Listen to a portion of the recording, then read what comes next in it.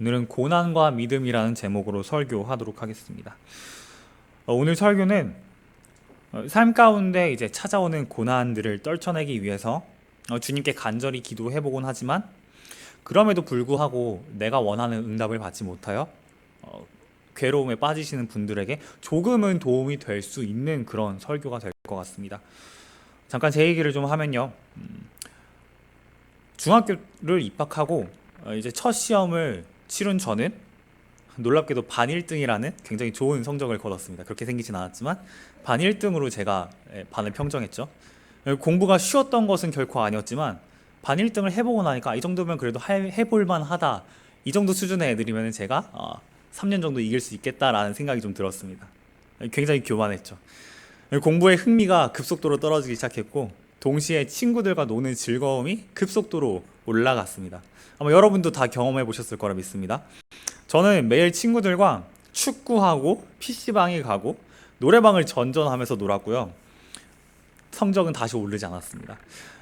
고등학교에 입학할 무렵에는 그래도 집에서 이제 조금 거리가 가까운 가기 쉬운 학교를 골랐는데, 그런데 하필 그 학교가 제가 가기 한 1, 2년 전부터 갑자기 급 부상한 겁니다. 학교 이름을 바꾸고 교복을 바꾸고 모든 것을 바꾸면서 학교가 공부를 잘하는 학생들을 엄청나게 긁어 모으기 시작했습니다.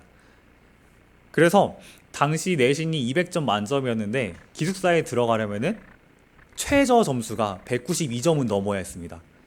저는 그런 학교를 이제 지원을 하게 된 것이죠. 그리고 저는 정말 간신히 턱걸이로 이제 학교에 입학을 하게 되었습니다. 하지만 이미 저는 공부에 대한 아무런 흥미가 없었고 공부를 잘하지도 못했습니다. 턱걸이니까 정말 바닥이 있었겠죠. 좋은 성적을 거두는 것은 불가능했고 결국 저는 중학교 때와는 정반대로 첫 시험에서 반꼴찌를 하게 됩니다. 굉장한 충격이었습니다. 그렇게 1년쯤을 허비하고서 고2가 되었을 때 우연찮게 좋은 선생님을 만났습니다. 그리고 가고 싶은 대학교가 생겼고요. 그래서 기초부터 이제 열심히 공부를 하기 시작했습니다. 바닥부터 시작했으니까 따라잡으려면 굉장히 많은 노력들이 필요했겠죠. 그런데 신기하게도 성적이 계속해서 올라가더니 가고 싶은 대학교들 중에 한 두세 군데에는 붙을 정도의 실력까지는 됐었습니다. 물론 신앙생활은 더 열심히 했습니다. 개인적인 묵상뿐만 아니라요, 저는 교회 활동에 거의 모든 것들에 참여를 했고 크리스마스에는 이브부터 크리스마스 다음 날까지 교회에 제 모든 시간들을 헌납하면서 그렇게 한 3년 정도 고등학교 생활을 보냈습니다. 저는 고등학교 시절에 신앙과 학업이라는 것들을 모두 잡기 위해서 조금 늦었지만 최선을 다했고 그렇게 수능 날을 맞이했습니다. 고3이 되면서 저는 좀 이런 생각들을 했었습니다. 나는 주님을 정말 뜨겁게도 사랑하고 또 교회 생활도 열심히 하며 선한 비전 안에서 원하는 대학교도 목표하고 있고 공부도 열심히 하고 있으니까 별로 그렇게 흠잡힐 만한 것들이 없으니까 하나님께서도 기쁘게 제 꿈을 이뤄주실 거야 라는 확신이 있었습니다. 저는 정말로 그렇게 생각했습니다. 그리고 수능을 준비하는 그 1년 동안에 어떤 긴장감이 있긴 했지만 동시에 어떤 기쁨과 설렘과 어떤 흥분됨이 함께 공존하면서 그렇게 남들은 마치 수능이 너무나 힘겨운 역경인 것처럼만 생각을 했지만 저에게는 역경인 동시에 하나님이 제 꿈을 이뤄줄 하이패스 그 관문처럼 느껴졌었습니다. 하지만 수능 당일날 저는 새벽에 잠이 깸과 동시에 제가 지독한 감기 몸살에 걸렸다라는 사실을 깨달았습니다. 결국 수능은 완전히 망했고요. 저는 원하는 대학교에 한 군데에도 들어갈 수 없게 되었습니다. 굉장히 충격적이었고 그 충격은 오래 갔습니다. 이해할 수가 없더라고요. 그래서 생각해봤습니다. 혹시 내가 부디 중에 하나님 앞에 어떤 죄를 저질렀거나 혹시 내가 1년 동안 기도가 부족했거나 그랬던 것들은 아니었는지 어떤 신앙적인 관점 안에서 1년간의 기억을 복기해봤습니다. 그런데요, 이거다 싶을 정도의 무언가가 떠오르지는 않더라고요. 그래도 저는 제가 1년 동안 꿈꿨던 학교가 너무 가고 싶어서 마음을 다시 다잡고 주님 앞에 추가 합격이라도 될 수 있도록 주님 은혜를 베풀어 달라고 열심히 기도도 해보고 한탄도 해봤습니다. 하지만 저의 성적표와 지원 원서 결과는 바뀌지 않았죠. 생각해봤습니다. 과연 저의 기도의 분량이 부족했던 것일까? 아니면은 기도의 방향성이 잘못되었던 것일까? 어쨌든 결과에 대한 쓰라림이 굉장히 컸기 때문에요. 저는 계속해서 기도를 했고 하나님이 도와주시기를 간구했습니다. 그럼 고난은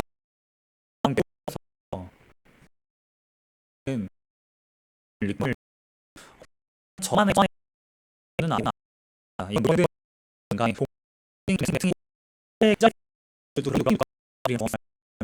그래서 저희는 고통이 찾아오면은 어떻게든 상황을 모면하려고 먼저는 노력을 하죠. 뭐 예를 들어서 몸이 아프면은 병원에 가기도 하고 병이 생기면은 약을 먹거나 수술을 받습니다. 또 심리적으로 힘든 일이 생기면은 상담을 받거나 아니면은 사람들에게 제 얘기를 털어놓으면서 마음의 이 짐을 좀 내려놓으려고 하죠. 그리고 저와 성도님들 같은 사람들은 모든 경우에 한 가지의 선택지가 더 존재합니다. 그것은 바로 하나님께 제 문제를 올려드리는 것이죠. 왜냐하면 어떤 의사보다도 어떤 약보다도 하나님께서 나의 문제에 개입하시고 해결해 주시는 것이 나의 문제를 가장 완벽하게 해결할 수 있는 퍼펙트한 방법이라는 사실을 우리가 알기 때문입니다. 그렇게 모든 신자들은 고난을 맞이할 때마다 반사적으로 하나님께 기도하면서 내 문제를 해결해 달라고 간구를 하죠. 오늘 우리가 읽은 짧은 본문인 하박국서에 등장하는 이스라엘도 이와 같은 상황이었습니다. 요즘 큐티를 하시는 분들은 여기 다 큐티를 하시라고 믿지만요. 큐티를 하시면서 여러분 아시겠지만 이스라엘이 계속해서 멸망에 대한 예언들을 받고 있습니다. 그들은 핀치에 몰렸고 멸망을 향해 달려가고 있습니다. 그리고 하박국 선지자는 이 이스라엘을 위해서 주님께 멸망으로부터 구원을 베풀어 달라고 간절히 기도를 합니다. 이 하박국이 살던 시대는 사실 이사야의 시대보다는 좀 더 후대인 예레미야가 살던 시대 정도로 우리가 추측을 합니다. 당시에 강대국이었던 아수르와 이집트 그리고 바벨론 사이에서 이스라엘은 고통을 받고 있었고 그 과정 속에서 결국 바벨론에게 멸망을 당하게 되죠. 많은 학자들은 이 하박국서가 예언서이기 때문에 이 기록된 당시에는 하박국이 하나님께 예언을 받아서 막 기록하던 당시에는 아직 이스라엘의 그 신앙이 막 완전히 더럽혀지고 완전히 검은색으로 변질되지는 않았을 것으로 예측을 합니다. 하지만 이스라엘은 곧 멸망할 것이 분명했고 멸망한다는 얘기는 이스라엘의 패역함이 멀지 않았다는 얘기입니다. 바꿔 말하면요, 지금 하박국이 살고 있는 시대는 비록 이스라엘이 아직 멸망하진 않았지만 멸망하기 직전 일촉즉발의 시대라고 할 수 있는 것이죠. 모든 사람들이 삶의 위기가 찾아올 때 그것을 해결해 줄 수 있는 어떤 해결책을 찾는 것처럼, 그리고 우리 신자들이 본능적으로 하나님을 찾는 것처럼 오늘 본문을 기록한 하박국도 하나님을 찾습니다. 우리 함께 말씀 세 구절 교독하시도록 하겠습니다. 함께 읽겠습니다. 시작. 함께 한 목소리로 읽겠습니다. 시작. 여호와여, 내가 부르짖어도 주께서 듣지 아니하시니 어느 때까지니까? 내가 강포로 말미암아 외쳐도 주께서 구원하지 아니하시나이다. 어찌하여 내가 죄악을 보게 하시며 패역을 눈으로 보게 하시나이까? 겁탈과 강포가 내 앞에 있고 변론과 분쟁이 못하오니 이는 악인이 의인을 에워쌌으므로 정의가 굳게 행하여짐이니이다.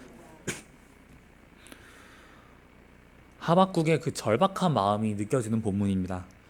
지금 하박국이 보는 눈앞에 죄악과 패악이 넘쳐나고 강자가 약자를 겁탈하며 강포하고 나라 안에 온갖 분열들이 가득한 이스라엘의 모습을 하박국이 보고 있습니다.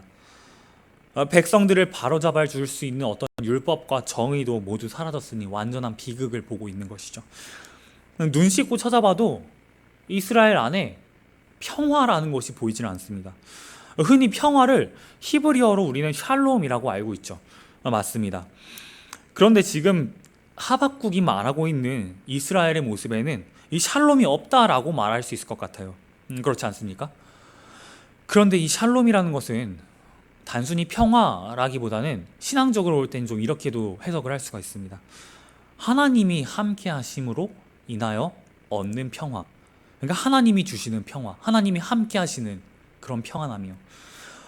따라서 지금 이스라엘에게는, 평화가 보이지 않는 이스라엘에게는 그냥 그들이 패약함으로 인해서 괴로운 정도가 아니라 하나님조차도 함께 하시지 않는 그런 괴로움, 그럼으로 인하여 평화가 없는 고통 가운데 있는 상황, 정말 비참한 상황이라고 볼 수 있는 것입니다. 너무 큰 상실과 고통으로 인해서 하박국은 견딜 수 없어서 주님께 간절히 부르짖습니다. 그러자 이제 놀라운 일이 벌어집니다. 우리 1장 6절에서 8절까지 말씀 한 목소리로 함께 읽겠습니다. 시작. 보라, 내가 사납고 성급한 백성 곧 땅이 넓은 곳으로 다니며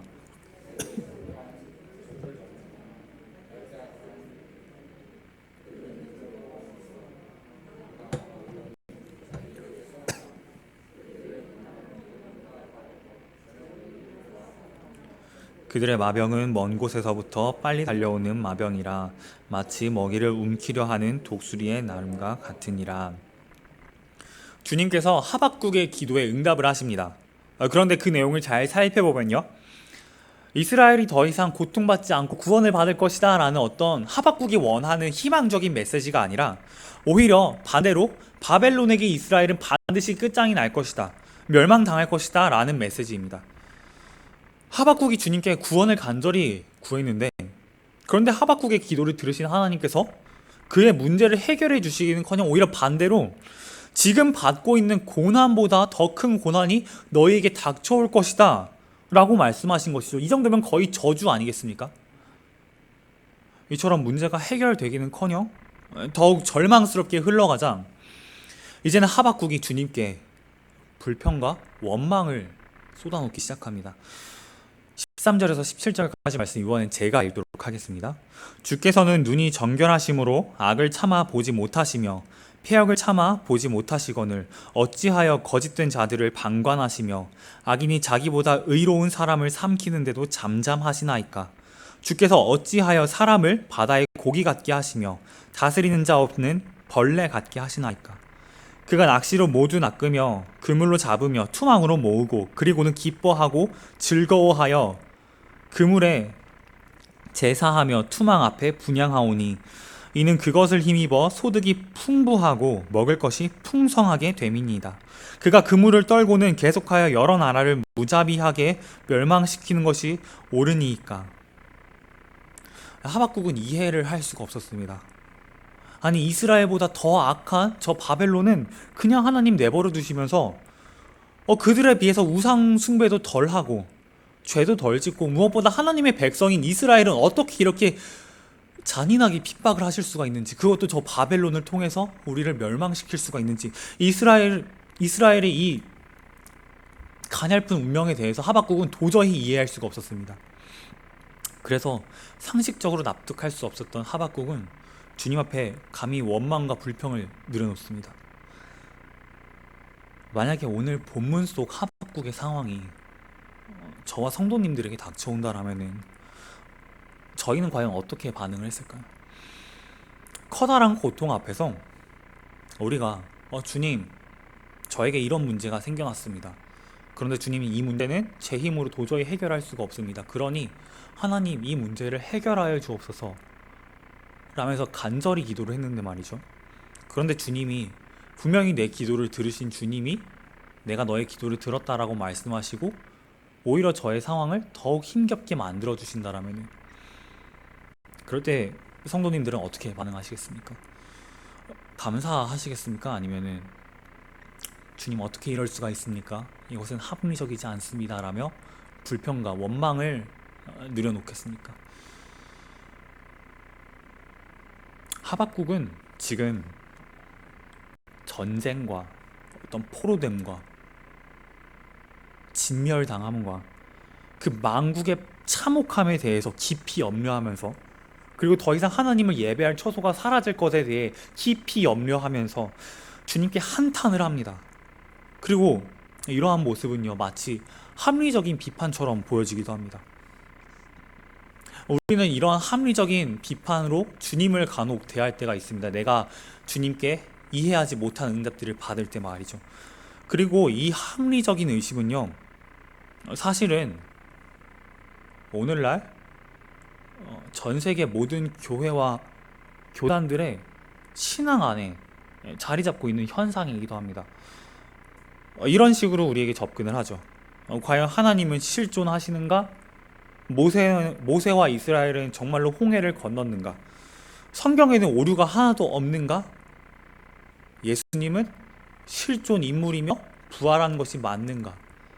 라면서 신앙에 대해서 합리적인 의심들을 던져가면서 바라보는 것이 오늘날 교회의 공통된 신앙입니다. 다행히 한국 교회들은 여러분께는 아마 생소할 것입니다. 왜냐하면 한국 교회는 이러한 것으로부터 비교적 멀리 떨어져 있고 신앙을 안전하게 지키고 있는 몇 안 되는 교회들 중에 하나이기 때문이죠. 전 세계적으로 봤었을 때 우리와 같은 신앙을 견지하는 교회들은 사실 그렇게 많지 않습니다. 이 말도 안 되는 신앙들이 합리적인 의심이라는 어떤 미명하에서 이루어지는 이 왜곡된 신앙의 근간에는요, 그런데 오늘 하박국이 염려하는, 그토록 염려하는 이 전쟁의 아픔이 지대한 영향을 끼치기도 하였었습니다. 무슨 말이냐면요, 합리적인 의심으로 인하여서 신앙이 왜곡되는 그 현상 가운데는 전쟁이라는 커다란 아픔이 자리 잡는 경우들이 공통적으로 이제 발견이 된다라는 것이죠. 예전에 전쟁 영화를 좀 본 적이 있었습니다. 영화를 보기 전까지는, 제가 이 영화를 보기 전까지는 저는 이제 그래도 군대를 만기 전역했기 때문에 저는 스스로 제가 총이나 폭탄이 얼마나 위험한지 잘 알고 있다라고 생각을 했습니다. 또 그것들이 터지는 것도 많이 봤기 때문이죠. 특별히 저는 포병 부대를 나왔습니다. 포탄 하나에 50kg가 넘는, 거의 50kg 가까이 되는 철제 포탄들이 저희 부대에 몇 톤씩 있었고, 저는 그러한 포병 부대에서 2년 동안 근무를 했습니다. 그리고 훈련도 정말 많이 나갔고 실제 사격도 많이 했기 때문에 저는 그런 포탄들이 터지는 것을 많이 보았고 또 그 소리를 많이 들었습니다. 따라서 저는 포탄이 얼마나 무겁고 위험한 것인지 잘 안다라고 생각을 했습니다. 그런데 이 영화, 2시간 남짓의 영화를 보면서요, 저는 그동안 제가 알고 있었던 그 포탄의 위협들이 실제 전쟁이 주는 어떤 공포나 그런 아픔에 비교했을 때 저는 정말 조금 더 알지 못한다라는 사실을 좀 깨달았습니다. 어떤 것이었냐면요, 정말 조그마한 깜짝 놀라셨죠? 포탄 이거보다 더 큽니다. 이거보다 작은 총알 하나에 이거보다 작은 총알 하나에 사람의 몸이 스쳤었을 때, 스치기만 했는데도 사람이 죽을 수 있다라는 것, 그리고 그 죽은 사람이 내 전우라는 사실, 그리고 그 전우를 애타게 기다리고 있는 가족들이 있다라는 사실, 전우의 시체를 봤었을 때 가족들의 마음이 찢어진다라는 사실, 그것들을 영화를 보면서요, 저는 내가 전쟁에 대해서 참 잘 알지 못하는구나 라는 사실을 좀 느꼈습니다. 그러면서 또 이런 생각도 좀 들었었습니다. 사실 우리는, 저와 여러분은 아닌 척 하지만 우리는 우리의 소원만 기도하지 않습니까? 그런데 만약에 전쟁이 터져서요, 저와 여러분 가운데, 우리의 가족 가운데 병사로 차출된 가족이 있다면 우리가 매일 무엇을 두고 기도를 할까요? 저도 한번 생각을 해봤습니다. 제가 나중에 결혼했는데, 만약에 결혼했는데 아들이 태어나서 아들이 군대를 갔는데 전쟁이 터진다라면, 그리고 아들이 전쟁에 참여를 하게 된다면 제가 무엇을 기도할까? 저는 매일마다 아들의 안위를 위해서 기도할 것 같았습니다. 모든 사람들이 그럴 겁니다. 그런데요, 만약에 내가 그토록 안위를 걱정하며 기도했던 나의 가족이 산산조각 나서 돌아온다라면, 포탄에 맞아서 그 시체가 도저히 알아볼 수 없고 완전히 박살이 나서 돌아와 버린다라면, 그렇다면 우리의 신앙은 어떻게 될까요?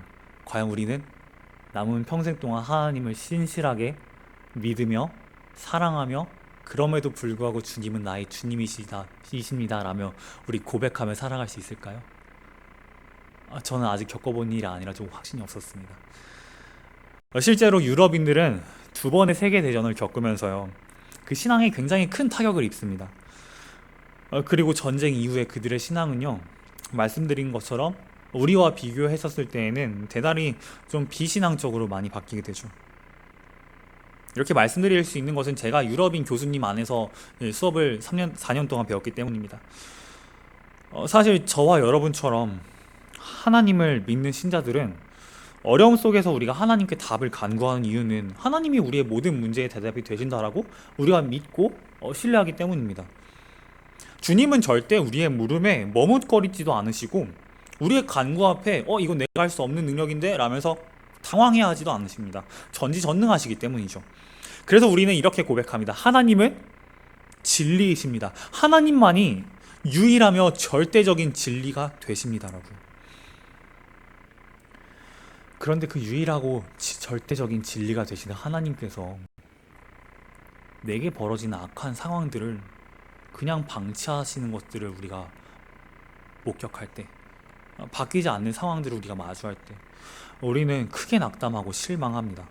그리고요, 어느 순간부터 내가 잘못 생각했구나, 절대 진리라는 것은 없구나 라면서 불평하기 시작한다라는 것이죠. 무슨 말이냐면요, 고난 앞에서 우리가 신앙이 바뀔 수도 있다라는 말입니다. 그렇다 보니 오늘날은 심한 고난을 견디지 못한 채 발전되는 어떤 시대 사조 앞에서 더 이상 하나님의 주권이라는 것을, 하나님의 섭리라는 것을 그대로 인정하지 않는 시대가 되어버렸습니다. 아무리 고통스러운 상황이 내 삶에 찾아와도 이것은 하나님이 선하시기 때문에 하나님의 선하신 섭리야 라고 어렵게나마 간신히 고백했던 우리의 고백들이 이제는 그렇게 고백하지 못하고 그저 내가 원하는 위로만 계속해서 추구하며 하나님께 간구하는 그런 왜곡되고 이상한 신앙으로 변질된다는 것이죠. 더 이상 나는 고난을 견딜 힘이 없다라고 판정 내어버리고요, 하나님을 내가 편한 대로 믿기 시작한 겁니다. 하나님의 능력을 제한하고 하나님의 성품을 제한하고. 그렇다면 여러분, 하나님이 정말 능력이 없으셔서 우리의 기도에 응답하지 않으시는 걸까요? 우리의 원망 앞에, 불평 앞에 하나님이 하실 말씀이 없어서 묵비권을 행사하시는 것일까요? 저는 그렇지 않다라고 믿습니다. 우리처럼, 많은 사람들처럼 고난 앞에서 시종일관 의심하고 불평하고 있는 또 이 하박국처럼, 이런 사람들에게 하나님은 특별히 오늘 본문의 하박국을 빌려서 이렇게 말씀하십니다. 오늘 본문 2장 4절 말씀 우리 함께 읽도록 하겠습니다. 시작. 보라, 그의 마음은 교만하며 그 속에서 정직하지 못하나 의인은 그의 믿음으로 말미암아 살리라. 아멘. 이 4절 말씀을 살펴보시면 두 사람이 등장을 합니다. 한 사람은 마음이 교만한 그고요, 다른 한 사람은 의인입니다. 하박국서 2장은 두 차례 벌어지는 하박국의 어떤 한탄과 원망, 주님을 향한 질의응답과 또 그의 한탄과 원망에 대한 주님의 두 번째 응답을 담고 있습니다. 하박국 2장은요. 그리고 응답의 주된 내용은 이렇습니다. 하나님께서는 지금 이스라엘을 심판하실 것을 말씀하시지만 그 심판의 도구가 되는 바벨론도 주님의 심판에서 벗어나지 못할 것, 그리고 그 이유로서는 바벨론이 주변 국가들을 지나치게 압제하였고 또 주님께서 바벨론을 도우셨으나 바벨론은 여전히 우상을 숭배했으며 하나님 앞에 셀 수 없이 많은 죄를 지었기 때문에 공의의 하나님께서 반드시 바벨론을 멸망시키실 것이라는 것이 이 장의 주된 내용입니다. 이러한 맥락에서요, 방금 읽은 우리의 그 4절의 말씀에 등장했던 마음이 교만한 그 사람이 아마 단번에 여러분 누구인지 그려질 거라 믿습니다. 그는 바로 먼저는 바벨론의 왕이고 또 바벨론 나라이며 모든 죄인들을 의미합니다. 반면에 의인은요, 고난 속에서도 끝까지 믿음을 붙잡고 있는 이스라엘과 어떤 모든 신자들을 의미하죠. 주님의 말씀을, 2장에 드러난 주님의 응답을 조금 의역해서 요약하면 이런 것입니다. 하나님은 우리의 고통을 모르시는 것도 아니요, 우리의 억울함을 외면하시는 것도 아니며 우리가 흔히 말하는 당신의 때에 당신의 자비와 공의로 선하신 능력으로 이 모든 상황을 완전하게 해결하실 것, 이것이 2장에서 하박국의 주님이 말씀하시는 응답입니다. 조금 위로가 되지 않겠습니까? 네, 하나님께서는 우리의 억울함을 모두 아시고 우리의 비참함을 아시고 우리의 대적을 꺾으실 것입니다. 하지만 여러분, 그럼에도 불구하고 변하지 않는 사실이 있습니다. 그것은 바로 이스라엘이 멸망한다는 것이죠. 이스라엘의 고통이 멈춰지지 않는다는 사실입니다. 이스라엘의 전쟁과 멸망은 없던 일이 되지 않을 것입니다. 우리의 삶도 마찬가지죠. 우리가 아무리 기도하고 간구해도 하나님께서 우리 삶 가운데 고난을 주시기로 결정하셨다라면은 우리의 기대와 간구는 모두 물거품으로 사라질 것입니다. 그렇다면 여러분, 우리의 삶 가운데 바뀐 것은 하나도 없는데, 우리의 간구는 들어지지 않는데, 우리의 고난은 여전할 텐데, 더욱 극심할 텐데, 우리는 대체 무엇을 믿고 무엇에 소망을 두며 살아가야 하는 것일까요? 오늘 말씀은 우리에게 어떤 드라마틱한 해결을 베풀어주지 않습니다. 따라서 저와 여러분의 소망이요, 만약에 하나님 제 고난을 해결하여 주옵소서 라면서 해결에 여러분의 소망을 두신다라면 여러분은 그 소망에 온전한 응답을 받지 못하실 수도 있습니다. 저와 성도님들이 깨달아야 하는 것은 이런 것이죠. 하나님이 우리 삶 가운데 이해할 수 없는 고통들을 가져다 주신다라는 점. 그래서 우리는 주님 앞에 간구하고 기도하지만, 그런데 주님께서는 오히려 외려 당신의 얼굴을 가리사 침묵하시고 우리의 문제를 더욱 악화시키실 수도 있다라는 점. 고난 앞에서 우리가 비참해져서 정말 항복하고 싶을 정도로 우리를 궁지에 몰고 가실 수 있다라는 사실이요. 그리고 하나님께서 우리에게 원하시는 것, 우리가 끝까지 놓치지 말아야 하는 것은요, 그럼에도 불구하고 하나님을 우리는 붙잡아야 한다는 사실입니다. 저는 여러분께 하나님을 붙잡는 태도로서 이것을 제시하고 싶습니다. 바로 주님께 계속해서 물음을 던지는 것이요, 주님께 계속 질문을 던지는 것이요. 하나님, 이 고통은 언제쯤 끝나겠습니까? 라는 질문으로부터 시작하여서요, 하나님 안에 답이 있다라고 절대적으로 믿고 그분께 우리의 모든 답을 찾기 위해서 여러분, 주님께 질문하는 것을 멈추지 않는 것이 필요하다는 사실입니다. 고난 가운데 내가 원하는 방향으로 하나님을 대충 재단하고 해석하고 넘겨버리는 것이 아니라, 고난을 맞이하면서 하나님, 그럼에도 불구하고 나는 하나님을 붙잡겠습니다 라면서 그 붙잡는 태도로 하나님 앞에 계속해서 질문을 던지는 것이죠. 무슨 말이냐 하면요, 올바른 답을 하나님 안에서 찾는 것을 포기하지 말라라는 것입니다. 저와 여러분이 간절히 바라고 소망해야 할 것은 고난의 종결이 아니라 하나님의 살아계심을 확인하는 것이라는 말씀을 드리는 것입니다. 주님의 임재가 주는 즐거움, 여러분이 주님을 처음 만나셨을 때 얻었던 그 구원의 기쁨, 감격, 평안, 영적인 충만함들, 이런 것들이 바로 어느 상황이든지 간에 저와 여러분이 추구해야 할 궁극적인 목표라는 말씀을 드리는 것이죠. 하지만 우리의 마음이 연약해서 우리는 하나님의 임재보다 눈앞의 고난의 해방을 더욱 원하기 때문에 저와 여러분이 견지해야 될 태도는 내 뜻을 이루어주지 않으시는 주님을 끝까지 바라보면서, 끝까지 주님께 질문을 던지면서 주님이 내게 뜻을 던져주시는 것을 간절히 구해야 한다는 것입니다. 그 뜻은 하나님의 살아계심이며 그분의 선하심이며 그분의 함께하심이니까. 그렇다고 해서 제가 여러분께 여러분이 겪고 있는 모든 고통들을 초월하라라는 그런 말씀을 던지는 건 아닙니다. 다만 저와 여러분의 제1되는 소망은 무엇인지를 좀 살펴볼 필요가 있다라는 말씀을 드리는 것이죠. 믿음으로 고난을 이겨낸다라는 것은 흔히들 내가 하나님을 끝까지 붙잡아서 고난의 종결을 바라보고 욥처럼 갑절의 축복을 얻는 것이라고들 많이 생각합니다. 하지만 우리가 잊고 있는 것이 있습니다. 욥 같은 경우에는 모든 고난이 끝나긴 하였으나 죽은 자녀들이 돌아오진 않았습니다. 죽은 가축들이 돌아오진 않았고요. 아내가 돌아왔는지는 잘 모르겠습니다. 욥이 상실한 것은 상실한 그대로 남아 있었죠. 믿음으로 고난을 이겨낸다는 것은 고난의 종결을 의미하는 것이 아니라 하나님을 알고 하나님을 즐거워하며 어느 때든지 간에 이 세상이 주는 어떤 고난과 어려움에 구속되지 않고 살아계신 하나님만 사모하는 것을 의미합니다. 올바른 소망을 갖고 여러분이 하나님께 계속해서 질문을 던지신다라면은 그것은 반드시 우리에게 하나님이 얼마나 선하신 분인지 반드시 알려줄 것입니다. 그리고 하나님이 누구신지 날마다 묵상하고 체험할 때 고난이 더 이상 고난처럼 느껴지지 않는 자유함을 저와 여러분 분명히 누리실 것입니다. 성경에는요, 여러분 고난 앞에 절규한 인물들이 참 많았습니다.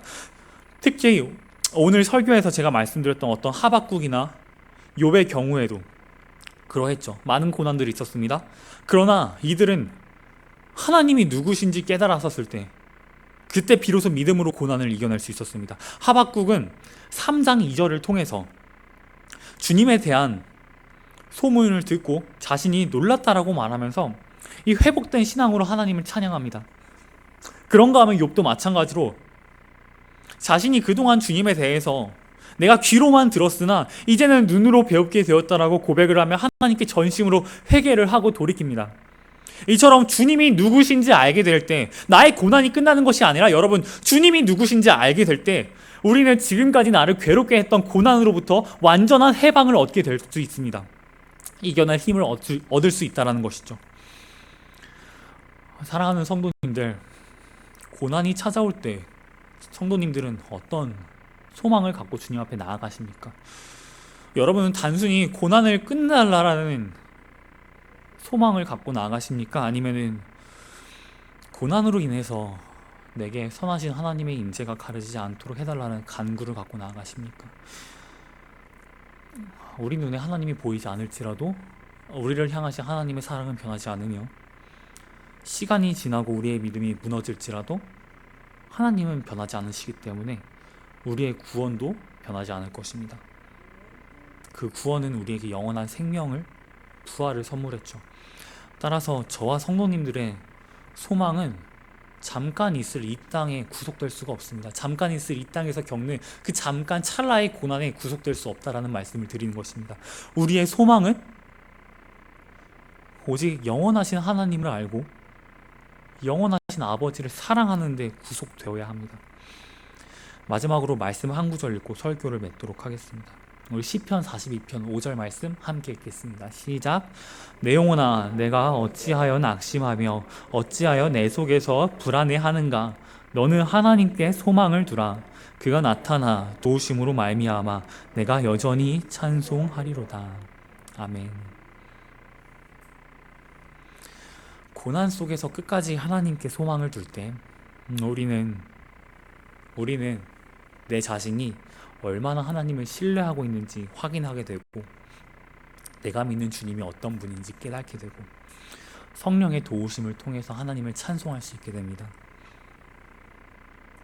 저는 인생 가운데 어떠한 고난이 찾아와도 주님을 끝까지 신뢰하면서 고난 앞에 소망을 두지 않고 하나님께 답을 찾으며 주님께 소망을 두는 은혜가 저와 성도님들 가운데 충만한 일을 간절히 원합니다. 함께 기도하시겠습니다.